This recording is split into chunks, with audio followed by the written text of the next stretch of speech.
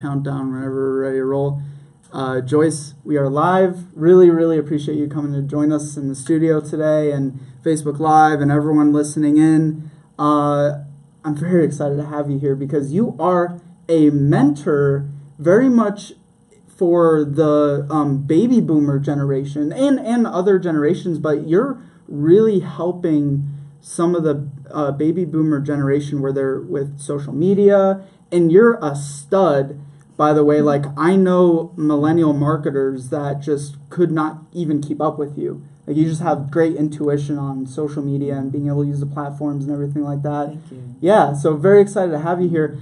Let's kind of roll back from the beginning because I'm much more interested to kind of hear your backstory a little bit. Tell us a little bit where you're from, what your childhood was like, and kind of growing up and stuff like that. Oh, yeah, that'll be great. Well, I was born in December 1948, so I'm one of the older peeps in the baby boomer generation.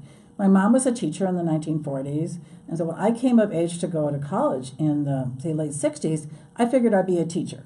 See, back then, girls especially, let's see, what could they be? Teacher, nurse, secretary, factory worker, well, mom, of course. But I mean, seriously, one hand maybe. Some of those people did other things, some of those women did, but I was pretty traditional. I went to college, so I left the dairy farm where I grew up, oldest of four, kind of like to be an in-charge person. That was part of my responsibility, and went to Madison, Wisconsin, hotbed of liberalism. Or as my dad's poker friend said, how could you send your daughter to that commie university? You got to realize Joe McCarthy graduated from my high school. You might have heard of him. Senator Joe, kind of not always the best guy, in 1 year. That's a whole other backstory. But there's a plaque in my high school honoring him. He was a good guy. That's how conservative the part of the world I was in, too. Yeah. Which is a whole other discussion. But at any rate, so I go to Wisconsin, and it was a bit of a culture shock. And university, right during Vietnam era, all kinds of protests. I mean, one semester, they just shut down all the classes and said, we're giving you pass-fail. I'm like, what? What about the classes? I'm not getting my parents' money's worth, right? So at any rate, I graduated in 1971, thought I'd be a teacher. But there were a lot of us thinking we'd be teachers, and by then the sort of Gen Xers had been born, and there just weren't as many kids as there were teachers. When was the Gen X generation? There's different views on it, but approximately 1965. So boomers, no one argues with that. We're from 46 to 64 in the years of being born. Like I say, I'm on the older end.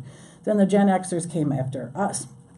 Well, I don't know, maybe I didn't really want to be a teacher deep down. In fact, I got 2 degrees in education, and when I taught a little bit of school part-time after the second one, these were English and then health, I just realized I'm a free spirit that doesn't do well with rules, as my husband of 45 years, that schools, the bells ring, I mean, it's very structured. I mean, all of us have gone to school, you know what I'm talking about. Right. So at any rate, I ended up working in public health education, which is like a public information officer.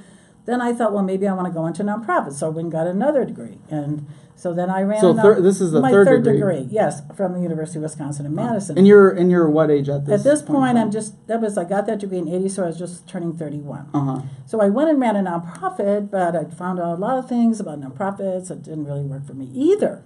So my husband says, well, honey, how about that baby? We've been talking about that for a while. I'm like, oh, baby, let's go with that. So then we'll go with the mom job. Yeah, we'll go with the mom. Sure. Yeah, 0.5. Yeah. So I was pretty good at that, I think. I don't know. Ask my girls and my husband, he's an amazing father. So in the 80s, I was a home mom. My girls are born, and they're, depending on years, but, essentially millennials, one born in 80 and one in 84. And I did a lot with the community. I was actually an elected official. I was on the county board of supervisors back there for the county where Madison, Wisconsin is, and very involved with the League of Women Voters, things like that. So I came out here in 95 with my husband because he got a job change, knowing no one. Now, I'm the kind of person that gets embedded wherever I am. I mean, a little bit of Joyce can go a long ways, if I make sense, but it's true, I think. So at any rate, I'm memorable. And therefore, to be wrenched like my 14-year-old I was telling you about from the bosom of my friends and my people, my world, was quite, it was like a culture shock, sort of like the way the Madison, Wisconsin experience was, in a different way. So I get out here and I get involved with my church, and I had that. And then I found Toastmasters. And I say before kids and after kids, before Toastmasters and after Toastmasters, before social media and after social media. I mean, they're watershed experiences. Yeah. And how did you find Toastmasters? About when was this? Okay, that was in 1996. Actually, I joined in 97. It was 20 years ago this year. I found it through my first sales job. So my sales job selling memberships at the West Chamber of Commerce out in the greater Lakewood, Wheat Ridge, South Jeffco area. That's where I learned about Toastmasters, and how I missed that memo all those years in Madison, I don't know, but I found it and I loved it. They were my tribe because I like to look good and I like that people notice me and I like to talk and I like to give feedback and I liked everything about Toastmasters from the very, very beginning. Yeah. Especially I like to mentor people. I mean, there's a lot of ways to be a teacher without being a classroom teacher. Just like there's a lot of ways to minister to people spiritually without having RED in front of your name. Yeah. So I found that I could do so much to help other people, not just myself, when I was in Toast, and I'm still in Toastmasters. So at any rate, I would have what I call my day jobs and my Toastmasters. It was like my big passion. And I got into sales, like I said, in 96, and I was in the sales field for about 17 years in intangible sales. Wow. You know, Chamber of Commerce, Better Business Bureau, display advertising. The last stint, and the stint that led me into what I do now, was working at the University of Phoenix in enrollment. And now hold on real quick. Yeah. You did that for a while. What kept you in sales for that long? You know what? I'll be perfectly honest. I fell into it, and I liked it. I like outside sales because I like sitting like this with someone and getting to know them and asking about them. As just one of my hobbies is getting to meet people and find out how they tick. So I like that part of it. Was always so good at closing the deal, not necessarily, but I kept my nose clean and hit my numbers basically. So I like the dynamic of sales. That's a really good question. Yeah. Was there someone in that role that had helped you like learn sales? Going from a housewife straight into the sales game is I worked at my church for a year. Maybe that doesn't count. Hey, it's still sales. Right. It's still it was sales. sort of sales. Yeah, I actually, to back up a minute, before we came here, I was a home mom and involved with the community. Then I went to I had my own business doing, I should put that part in, editing and writing, and I was a member of the Chamber of Commerce. So I had some business contacts in the early 90s that way.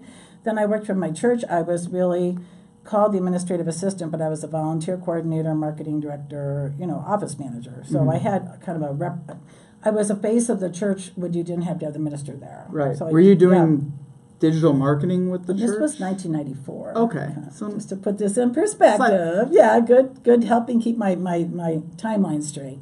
So then I came out here and I worked in customer service for a year. With AAA, and then I got into sales because I was doing an informational interview. Here's how it happened. At the Chamber of Commerce out where I lived, the West Chamber, and this lady said, had I ever thought of going into sales? Now, how did I not put two and two together and think my dad was in sales?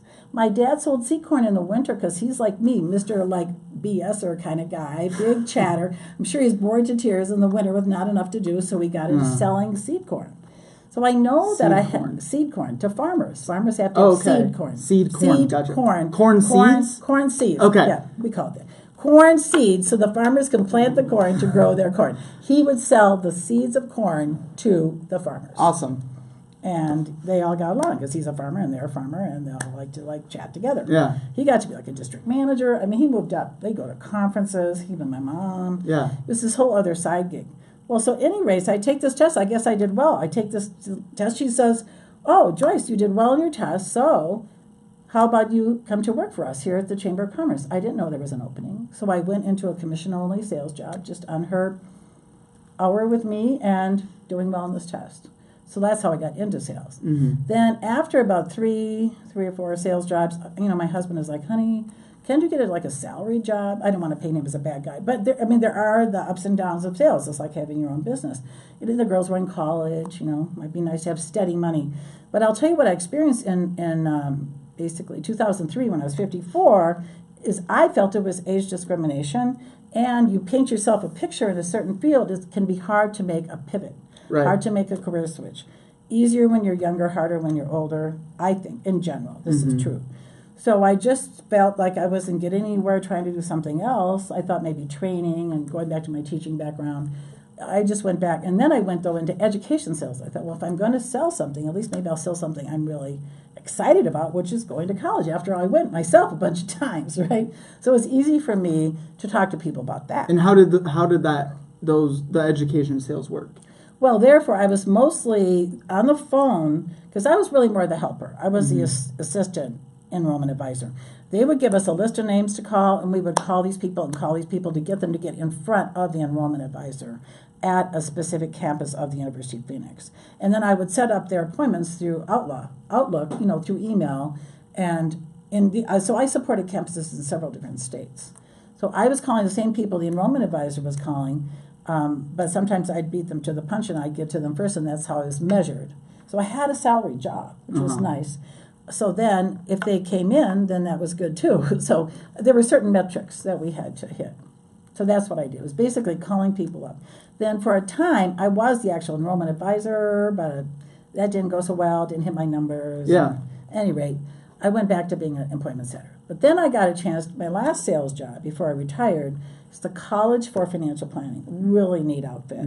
They started in 1972. They created the mark of the CFP. You might have, or know, maybe folks have a certified financial planner for a financial advisor. They professionalized that whole industry. Oh, really? Oh, they did. Because until the 70s, you have insurance, you They're had here accounting. in Colorado? They're right here in the Denver area, down in almost near Lone Tree there, like in Centennial. Yeah. Well, at any rate, there was a group of people said we have this kind of coming up type of idea of financial planning, separate from insurance, separate from banking, separate from accounting. It has its own kind of identity. It needs a credential like CPA. We all know CPAs, right?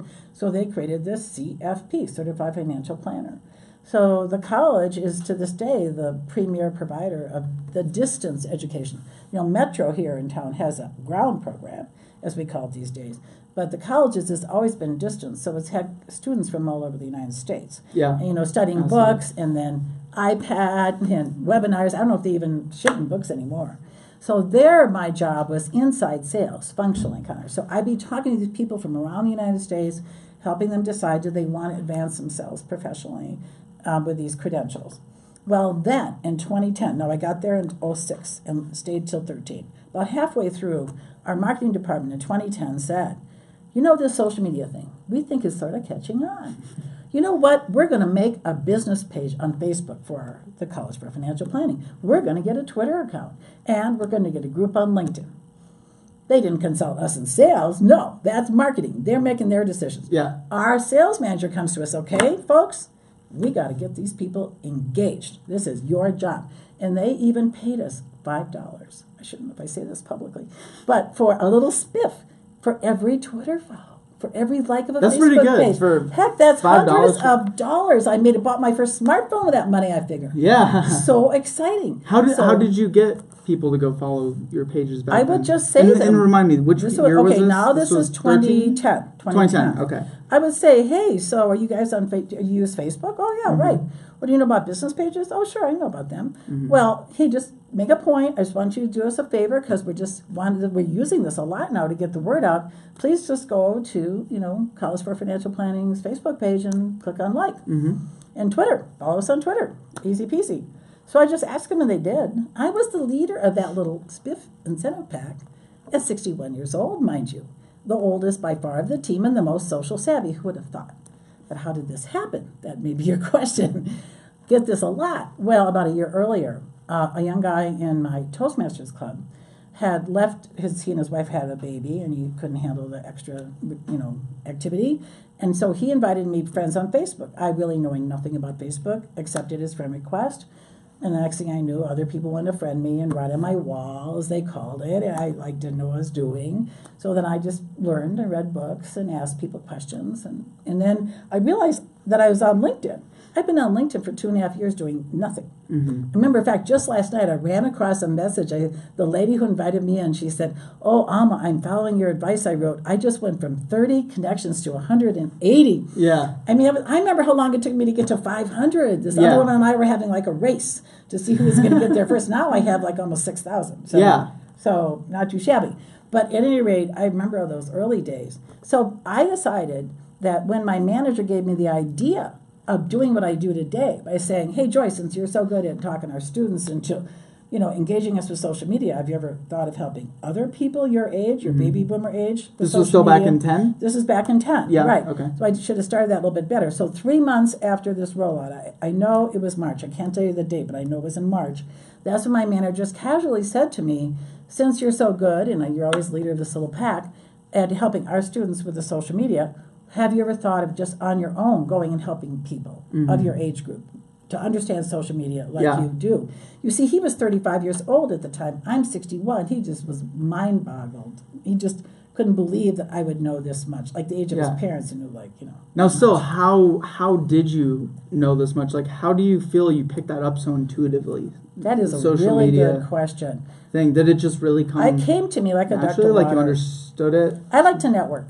Yeah. You know, I like to make a point. You ask people in business groups around the Denver area, a lot of them may have heard of me or met with me. Yeah. I have I've like run across 4,000 people in my database or something. Yeah. I ran across you, I think, in some networking groups before, and then we connected on LinkedIn, and I kept seeing you show up. Right.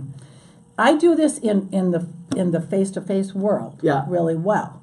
I've always been well networked wherever I've been. Even in college, I was. So I think it's like just in my genes or something, in my DNA, to have this desire to know who people are. And the other part I like is this person over here and this person over here. Wouldn't it be great to get them together? Not, I mean, like dating, like socially. I mean, like in business. So that's always been appealing to me. So then social media comes along, and it's just a natural for that. Yeah. So I don't say that I have like a marketing strength as much as a connecting strength. That is one of my top 5 gifts according to the Strengths Finder. Oh, yeah. We talked about that. Yes. So I would say that, and because my mom and dad, very intelligent people. My mom more educated traditionally than my dad, but I'm going to say, what am I saying? I'm smart or something, but I think I'm curious. I'm intellectually curious, so I like to learn things. And my mother was always like that, especially my whole life. So I think that's partly why I like to know how things work. And I think, generally speaking, I'm pretty good discriminating on which ones are the best fit for me. Yeah. So I guess that's just... and I ask people questions. I'm nosy. I say, well, how did that go? What did you do? And then I'm just persistent till I figure it out to the extent of the level I need to use it. Yeah. Wasn't that interesting that social media comes about and people are saying we're far less social because of social media? What are your thoughts on that?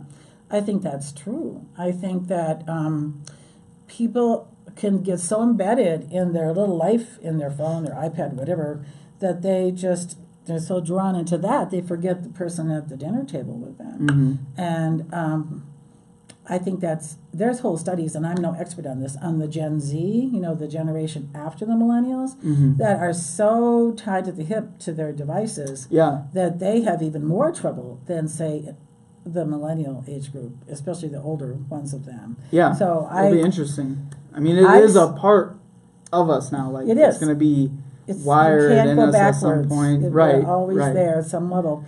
And but I think that people miss the point that it's could be used as more of a positive thing. Like, we wouldn't have stayed in contact otherwise. Like, I personally I argue against the fact that social media is like we're less social because of social media, because I use it to be more social and connect with people and be able to get them off the platform. Like, my main intention when I'm connecting with people on social media is to get them off the platform. Yes, but that's where I find them, right? Because you're thinking as also a business person for the most part, probably too. So that way, exactly, you want to I tell people, don't be messaging people on LinkedIn unless you know for a fact that they're a big LinkedIn user. Because that message, Lord knows when they're going to see that message. When you connect with someone you really want to, or you've maybe written a recommendation, call them, email them, whatever, so they know you did this thing for them. You need to move it off of that platform. I agree. To face-to-face, to phone call, to Zoom. You might use some other technology, but something separate from that.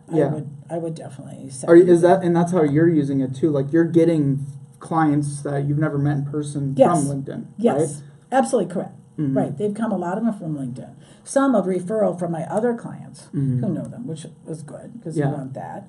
But yes, I have people who find me on the internet.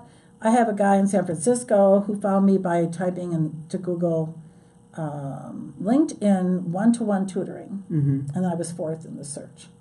I had another local guy with a local company here looking for training for his sales teams. He typed in Denver-based LinkedIn training, and I came up 8th on that search. Wow. And what came up? My LinkedIn profile. Yeah, exactly. Not my website. Yeah. Very interesting. So that's why I tell people LinkedIn, they're like, oh, I don't use LinkedIn, I'm fine. I'm like, you know what, your LinkedIn is probably coming up in searches of you, whether you know it or not. Yeah, because people are Googling your name. And they're vetting you. They're vetting you. Yeah. Yeah. So what like in your mind, and you're in this demographic, like why trying to think how to word this, like what kind of struggles are baby boomers having with that adoption of technology? Do you think that the majority of them will catch on before that time passes, or the majority of the ones you talk to just like, I don't care, I'm just going to leave it be? Because I don't really know. I feel like it's kind of all over the place. It is all over the place, and I'm really not one to evangelize. I'm not saying, well, come on, get with the program. You should be on LinkedIn. I mean, sometimes I kind of talk that way a little bit, but in general, I'm really only interested in speaking to the people who've had that change of heart, change of mind, whatever, like, gosh, I better suck it up and So you're not taking the people this. that they're resistant to the social media, and taking them over the fence. You're really looking at the ones that are like, okay, yes, obviously I need to get on board with this thing. Yeah. Now, they still maybe have got a degree of resistance and struggle with it. An example comes immediately to mind as you were asking that question. A gentleman found me on the internet, or maybe it was LinkedIn, but it was, wasn't anybody new. He's in New Jersey. He's a very successful businessman. Had this company for decades. He's, I want to say, in his early 60s. All his employees are younger than him, and he's feeling left out. So that's where it comes. There's a degree of almost embarrassment of like, this train has left and I should be on that train, so help me catch up to it somehow, so at least I can understand it in my own way. So that's where I see what's prompting them to go with it. Or maybe they retired from some kind of corporate career or whatever career, government career, and now they have a business of their own. And that's happening a lot because boomers like to work. Boomers don't necessarily like to completely retire. I mean, they like to contribute is a better word. Not necessarily always paid work. But they realize, let's say if they have some business enterprise, maybe they need a Facebook business page for that. And they haven't done much with Facebook. I'm thinking about a client of mine I saw this past week. So we had to go through actually 2 clients. And I had just walked them through some basics on Facebook so they understood sort of the overall infrastructure of it. And then we talked about it in the context of the business page. So, yes, so these are people that find me, refer to me. Maybe they were clients previously with a different platform. Then they come and say, okay, I need your help again. Yeah. So that's how that works. And you've done both generations. What's kind of, is that all good? Oh, okay, yeah. What's the difference between mentoring the millennial generation or the other younger generations you have mentored and mentoring your age group? Well, I say especially, I'm going to split the millennials a little bit. Yeah. The millennials, the boomers. Because the older boomers, let's say, especially guys, but some women too, don't have a lot of computer experience. So you say to them, copy and paste. I mean, I remember when I learned how to do that for my daughter, I was like, whoa, this is so cool, you could do that. Okay, seriously. And they're like, oh, how does that go again? So there's kind of just not they don't type fast, it takes them longer to find things and do things. So even the younger boomers, and certainly the Xers, are much more adept on the computer. And they go, do. I said, well, that was fast. You get more done with them in a period of time. There's just naturally there's a longer learning curve. Yeah. And just a quicker, slow, because, I didn't touch my first computer till, oh my gosh, what was that, like 1989 or something, and I was 40 years old. I mean, just to put this in perspective. So amazing. Even think about that. Like, we grew up with that stuff in our hands. Like, I remember my first game, 93. Okay. I remember my first Game Boy and like all that stuff, and I've always had that technology there. Yes. It's just incredible to think, and I so much empathize with the boomers and even the later Xers that just did not grow up with that stuff. Even my dad, he's in his 50s, and he still struggles to kind of navigate around certain aspects of technology and stuff like that, and kind of has a mindset, well, screw it, I'll just mess with it later. And so super fascinating. But is there more of a educational difference, like when you're actually working with a younger generational person and an older generational person? Do you feel like one learns real differently over the other, or question. Maybe the younger one is just catching on because of just what you said, a context and a world, and they'll be through I mean, just the other day, I was doing a training with some people from Legal Shield, and there was a woman, I would put her maybe 40-ish, late 30s, 40s, and the other, one lady we found out, she's right around my age, because she was talking about being in business school in Madison a certain year, like when I was in college. All right, so we're contemporaries, late 60s. Then there was a lady, I'd put her maybe 50-ish, maybe mid to late 50s. So I'll tell you, the questions the 40-ish lady was asking, the things she already knew, Hootsuite, you name it. She was going boom, de boom, de boom, and she was like, da, da, da, da, and the other was like, what? And they were, it was just a pacing as much as anything. And here's another thing, this may sound kind of cosmic, but those people know what they don't know, and they know that they don't know. So sometimes the older people, they don't even know that they don't know. Do you see what I mean? They don't even know the questions to ask, because they just don't have a background for it. They're just coming into it kind of cold, like, oh, what does that mean? Like hashtag. Right. There's a good one. People ask me, what is a hashtag? Well, hashtag helps, it's a search term, it's a way to help people find things. So they get confused with @ signs and hashtags, and there's a lot. It's like a whole, don't even get me going in emojis and, LOL. I don't know that stuff either. I just like I say, I know as much as I need to know. I'm kind of like a step ahead of my students. Yeah. And I don't pressure myself to say, oh, you must know. I don't have a Snapchat account. I think it looks kind of cool. I know people love it. I think you would rock it out. You have so much to say. You should rock out a Snapchat account. Yeah, because even a younger generational person that isn't exactly your target audience, like they would be super fascinated to see what you're doing and hear your story and stuff like that. That's what we're doing today. But you convinced me. Yeah, you should mess around with it. But also Instagram's, and I have seen some boomers starting to move to Instagram because I'm seeing Facebook kind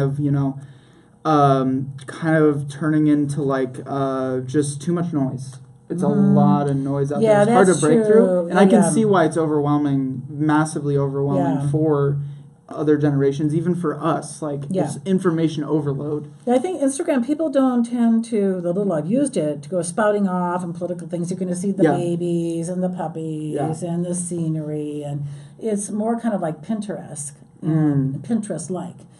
But just more social, of course, than a Pinterest type, experience. So yes, you have to unfollow some people on Facebook, block them if you have to. Yuppers. Yeah. It's quite a platform. Yeah. It is, and people have used it all kinds of ways. So your target, the folks that you're working with, who you're mentoring, the boomers. Right.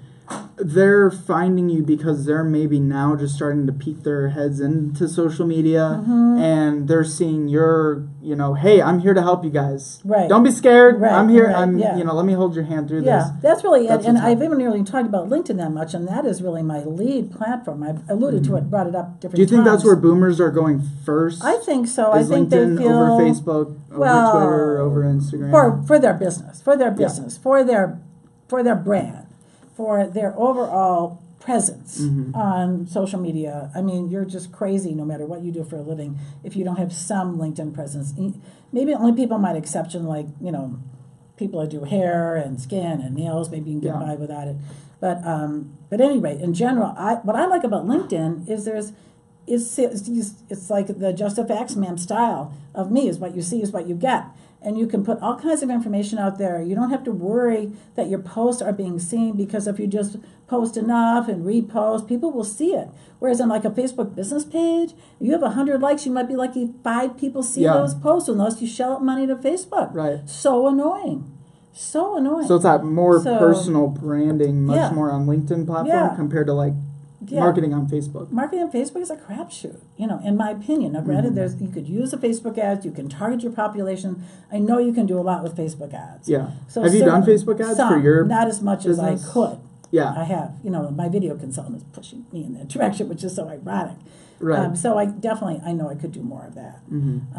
They're just whatever you want to spend on them. So it's more like I just haven't gotten around to it. It's sort of like YouTube. I need to go there too. You got to pace yourself. So I think that I just think you have sort of more control, for lack of a better word, within LinkedIn in terms of your overall presence. I think there's more things you can do that are completely free, and you can find people. You can find the people you're looking for, even with a free account on LinkedIn. There's limits, of course. We were talking about that, but you can do so much searching, finding your kindred spirits, finding your referral partners, finding potential clients. it's just amazing to me what LinkedIn is. Yeah. So I think that it's a good base. Yeah. And it's pretty safe. You don't see too much crap there. You don't see a lot of political points of view. I think people seem to monitor themselves pretty well. Let's get more deep kind of into the why. Like, why are you out there still hustling and grinding and help? Why baby boomers? Why are you really pushing to help your generation out with this stuff? Like, what's the reasoning behind all of it? I think I just don't want to see them left behind. I don't want to see baby boomers be like me. If I back in 2003 at age 54 had LinkedIn and really could have used it, maybe I wouldn't have been out of work for 9 months. There's a reason right there. So just to help people see the tools that are there to help them get to the next right job. So I do also help job seekers, not just business owners. I mean, that's a portion of my clientele. It's not who I target exactly. So that's one of the reasons, just to help people feel more connected to their fellow business people and not feel left out. And, sometimes I think, in a very deep level, I think that I can be a role model, and I've been told I have been, especially to women over 60. I say women in particular because that's who most of my clients are women. That's who I really identify with. And they think, wow, do you feel like there's more of a pride thing there with men of I think that generation? Like, they don't want to go seek out the help? They don't want to ask for directions. I don't know. Basic guy making a great generalization, right? But I think they think, well, I'm going to figure it out. I'll DIY this, I'm going to go and, that'd be nice, Joyce. I'll talk to you later, But I think women back to the roots and the berries and the guys who were out getting the meat, and we're like, well, how's it going with the nursing, dear? Look at little Johnny, he's getting so big.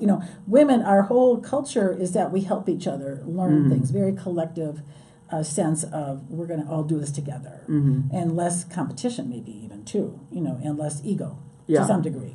Right. But I also think that a lot of women who've been home moms, in a way representative of my life, out of the workforce for years, maybe decades, and then they want to come back in their 50s. It's not so easy, and you have the age discrimination and all of that. So they can see someone with this gray hair on purpose. I just don't ever want to fool with this coloring thing, such a pain in the neck.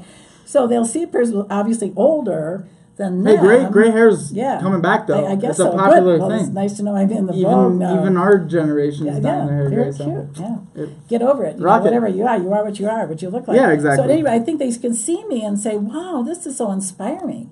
People will say to me, you inspire me. A lady just did that on LinkedIn last night. Oh. And so that is like, well, that's just sweet to feel like I'm just doing my own little Joyce thing, and then these other people are saying, well, if Joyce could do it, I could do it.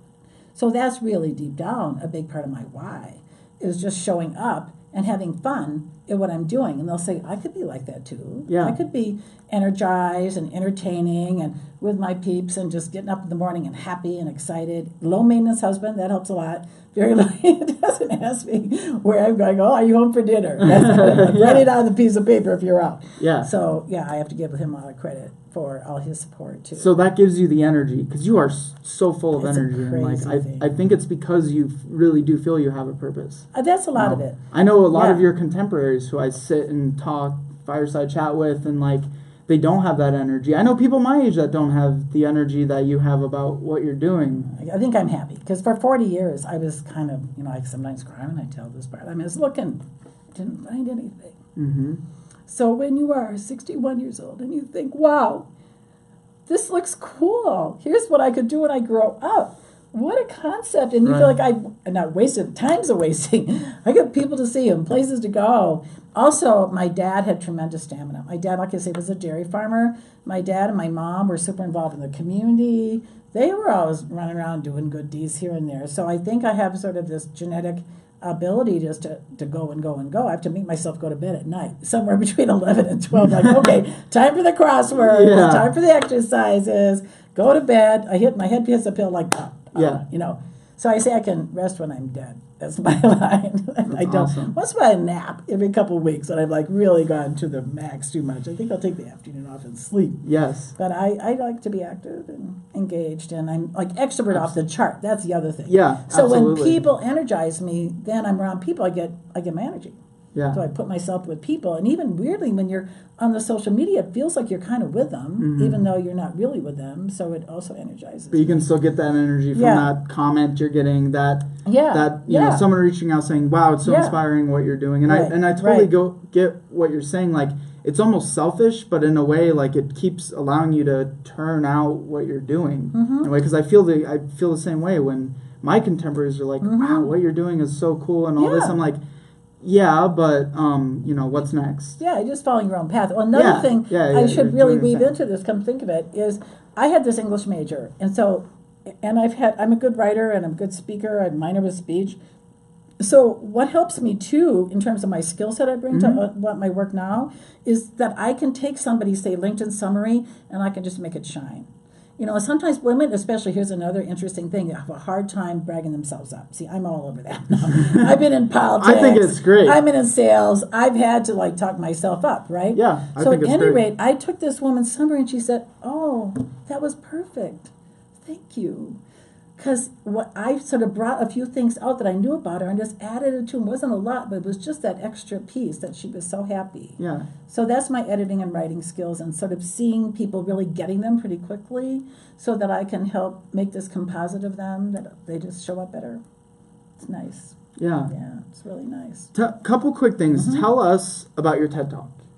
Oh, my TED Talk that I've been putting on the back burner. Okay, when I get to the TED Talks, let's say not if, TEDx, I guess realistically, I would like to give a talk along the lines of, and this is my working title, Millennial in Disguise. And here's why. Because I feel the subtitle would be, we are not our generation.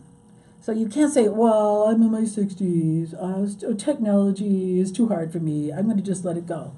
Or whatever it may be. I know people that are millennials don't say, I can't say I'm a millennial. I don't like millennials. And I am one. It's almost embarrassing. I really relate to those people in their 60s. Right. So what? You know, I mean, wherever you feel you have your affinity, that's who you are. And just now, you know, wasn't that long ago that women should be a certain way or whatever it might be, and even racially or so many. I mean, every possible manner, people were kind of segregated or limited or expectations were different. So that's where I'd like to go with it. I mean, it's tricky because people have talked about some of this before. An idea worth spreading. That's what TED Talks are supposed to be. So therefore, I have to really work at this. I've applied once. I didn't get in, so did 850 other women, once for the Mile High TED Women. Been a year ago in the fall, I guess. I've been to several TED events. And I should connect you with Jill Tejan. I think we talked about her. She did TEDx here, and I believe it was the same one you're talking about. So got to connect you guys up together. That'd be great. That'd be great. And I have friends that have gone on to do TEDx, so type talks. I believe I have one in me. I just feel like having put a lot of time into it and seen people and the effort that goes into it, right now it feels like kind of a distraction for me as I still keep building my business, and I'll get there eventually. I'm just not like right forefront of my mind.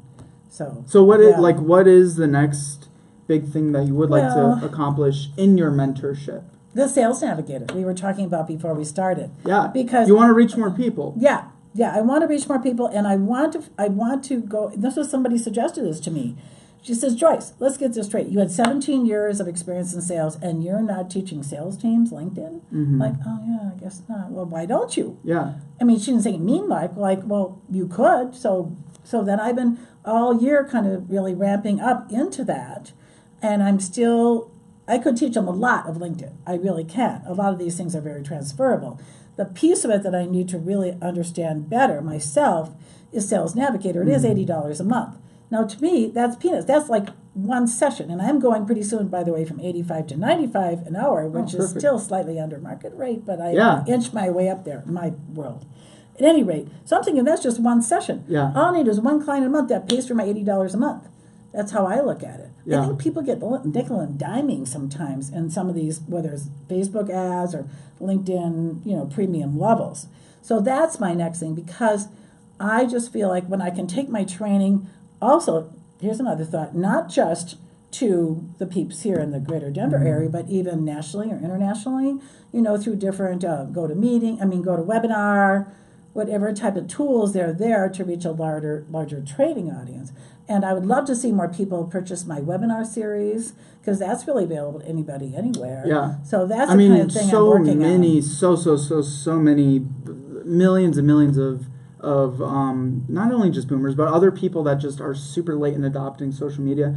They could really, really use your kind of kick in the pants. Yeah. Right? Yeah. So with that, anyone listening to this, how can they find you? The best way is just to go to my website. It's Boomers, BOOMERS, social media tutor, TUTOR.com. It's so long. It's long. We got to work I know on we getting talked a shorter about that. domain name. I've had other people say that, but I like it because it's me. And I could always have it. I know my business coach told me the same thing. Yeah. And LinkedIn. And LinkedIn. So Joyce Foystel. Yeah. Just Joyce Foystel, F-E. All right, we're gonna work on your domain. We're gonna work on we'll Sales talk about Navigator. that. Yeah. I'll put your website down in the show notes. And I sincerely appreciate having you on the show today. It was really great hearing about what you're up to and everything, and I'm very excited to kind of see where we're going. And you know, we may end up working together on some stuff here in the future. That'd be cool. Yeah, guys, thanks for tuning in. Really appreciate you. That was Mile High Mentors. Be sure to give us a follow on SoundCloud, Instagram, and we will chat with you next time.